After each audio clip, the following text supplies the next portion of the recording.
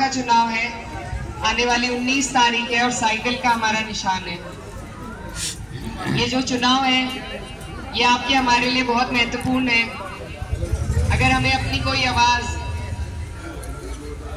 सरकार तक पहुंचानी है तो चुनाव उसका सबसे अच्छा माध्यम होता है। पूरे 5 साल का जो पिछले 5 साल का कार्यकाल रहा है उसको याद करते हुए आपसे मेरा अनुरोध है कि आप लोग जब वोट डालने जाएं तो जो जो इन 5 साल में बीता है, जिस तरीके से आपकी हमारी अनदेखी हुई है उसको जरूर ध्यान रखें, क्योंकि हम बाद में धरने जरूर देते हैं लेकिन धरनों की कहीं सुनवाई नहीं है। ये आपने देखा है, 1 साल तक हमने बॉर्डर पर धरना दिया था, दिल्ली बॉर्डर पर, और आज तक एमएसपी का दावा अधूरा है। तो धरनों का भी कोई फायदा नहीं होता। अगर कोई एक चीज आज आपके और हमारे पास है वो हमारा वोट है। तो ये जो वोट है आपका, ये बहुत कीमती है। इससे आप परिवर्तन ला सकते हैं, सरकार बना भी सकते हैं और बदल भी सकते हैं। मेरा आपसे सबसे बड़ा यही निवेदन है कि ये जो आपका कीमती वोट है, पिछली बार आपने सबने 90% वोट बिना मांगे हमारे माननीय सांसद जी को दिया था। तो बस मैं आपसे यही अनुरोध करने आई हूँ कि आज जो भी नेता आपके गांव में आएगा वोट मांगने के लिए, आज ये नेताओं की जरूरत है कि वो आपके बीच आ रहे हैं, आपका वोट मांगने आ रहे हैं। अगर आज भी कोई आपके बीच में वोट मांगने नहीं आ रहा तो मेरा आपसे यही निवेदन है कि बिना मांगे अपना कीमती वोट किसी को ना दें, क्योंकि जिसे आज आपके वोट की कदर नहीं, उसे कल ना आपकी कदर होगी ना आपके काम की कदर होगी। और यही हाल हमारे पूरे क्षेत्र का पिछले 5 साल में रहा है कि कहीं सुनवाई नहीं हुई। कोई जनप्रतिनिधि हमारे क्षेत्र में ऐसा नहीं रहा बीच में जो हमें डबल इंजन की सरकार का लाभ दिला सका हो।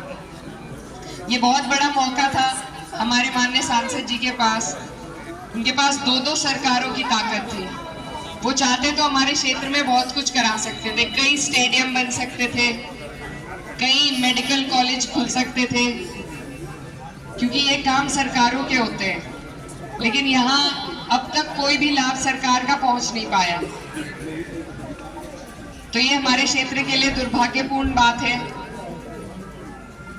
इसीलिए मैं आपसे निवेदन करने आई हूँ कि जब व्यवस्था इतनी बिगड़ जाए, जब कहीं सुनवाई ना हो, तो उसमें बदलाव करना जरूरी है। सुधार के लिए बदलाव करना जरूरी है और बदलाव का तरीका वोट का है।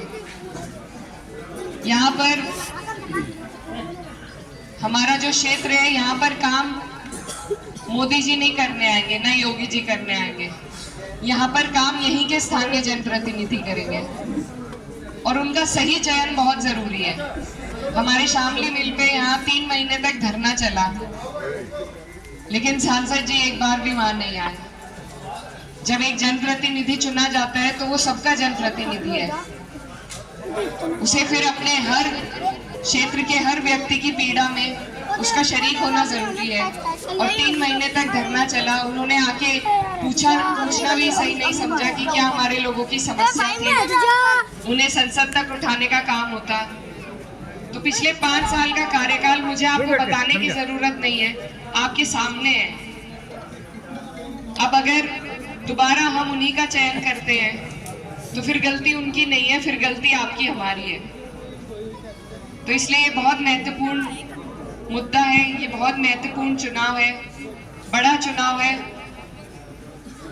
हर चुनाव के अलग मुद्दे और समीकरण होते हैं, प्रधानी के अलग होते हैं, जिला पंचायती के अलग होते हैं। ये देश के बदलाव का चुनाव है और देश के बदलाव के लिए आपको और हमें साथ आने की जरूरत है।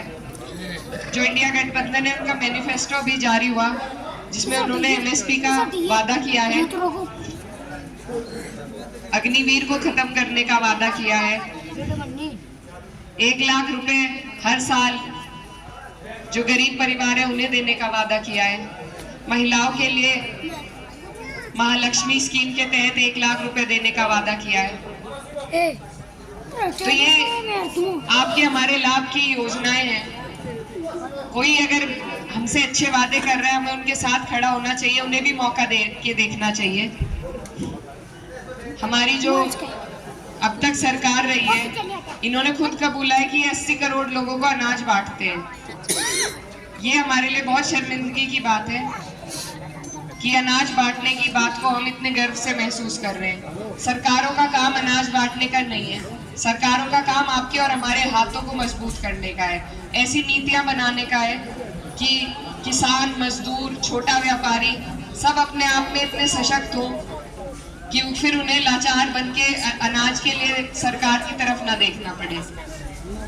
तो एक तरफ इस तरह के लोग हैं और दूसरी तरफ आपके और हमारे लड़ने वाले लोग हैं। मुझे ज्यादा कहने की जरूरत नहीं है, आप लोग सब बुद्धिजीवी लोग हैं, आप समझते हैं सारी बात।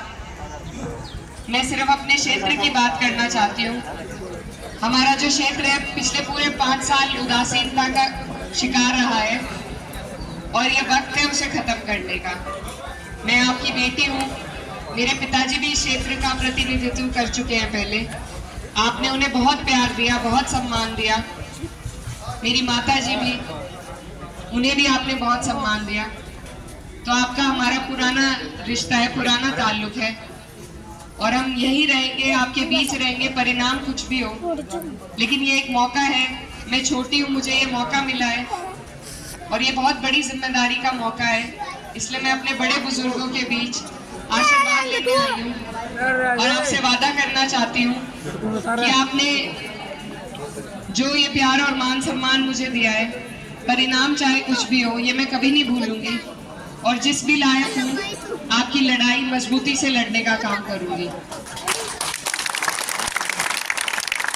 मैं आपके बीच आपसे यही कहने आई हूँ कि ये चुनाव हमारी जो यहाँ पर जो हमारे लोगों की समस्या है, एक ये भी समस्या है कि उन्हें यहाँ से सहारनपुर जाना पड़ता है।